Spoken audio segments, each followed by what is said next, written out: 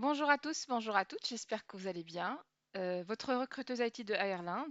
Et aujourd'hui, comme d'habitude, et comme toutes les semaines d'ailleurs, je vais vous parler d'une alternance qui a été republiée sur LinkedIn hier.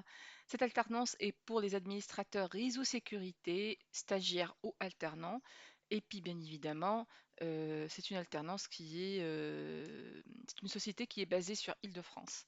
L'alternance se déroule au sein de la direction des systèmes d'information dans une équipe d'environ 10 personnes.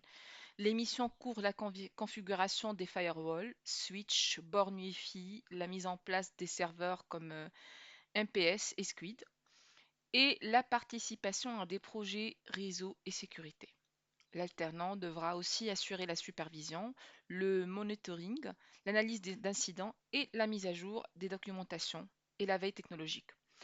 Alors, je présume que c'est des tâches régulières qu'un ingénieur ou administrateur N1, N2 en réseau sécurité assure tous les jours. C'est le quotidien d'un ingénieur réseau sécurité. Les technologies utilisées, Fortinet, Palo Alto, Cisco, Aruba, Zabbix et je vous laisse découvrir en bas juste les technologies et l'environnement technique de la mission. Alors, ce qui m'intéresse le plus aujourd'hui, c'est de vous aider à décrocher cette offre d'alternance dès le CV. Donc, pour maximiser vos chances d'être présélectionné dès le CV, ce que je peux vous dire en tant que recruteuse, c'est de mettre en avant surtout les mots techniques qui apparaissent dans l'annonce. À vrai dire, les recruteurs reçoivent des dizaines, voire même des centaines de CV par jour. Souvent, ils font un premier tri rapide, parfois même avec des outils automatiques comme des ATS, des Applicant Tracking Systems. Alors, assurez-vous d'inclure clairement les technologies demandées, comme Fortinet, Palo Alto, Cisco ou Zabbix, dans la liste des compétences. Même si vous êtes débutant dessus, il n'y a pas de souci. Montrez que vous connaissez ces outils, montrez que vous connaissez l'environnement technique annoncé, ou au moins que vous êtes en train d'apprendre là-dessus, par exemple de faire des formations. Mentionnez si vous êtes en cours de formation là-dessus, ou que vous préparez des certifications aussi.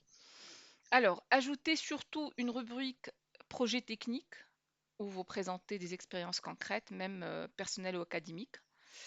Vous pouvez parler des petits projets que vous avez réalisés, par exemple la configuration d'un pare-feu, monitoring d'un réseau ou avec un outil comme Zavix, ou un projet de mise en place d'un serveur.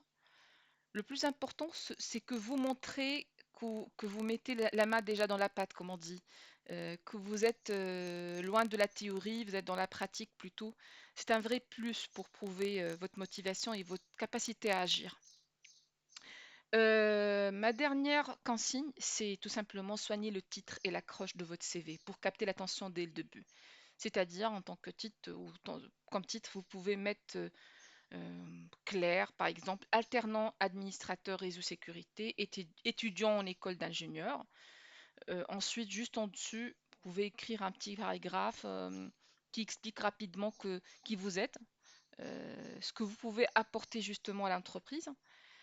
C'est tout simplement, comme on dit, votre carte d'identité professionnelle, votre vitrine technique. Ça aide le recruteur à comprendre votre profil en quelques secondes et ça vous donne des avantages face aux autres candidats.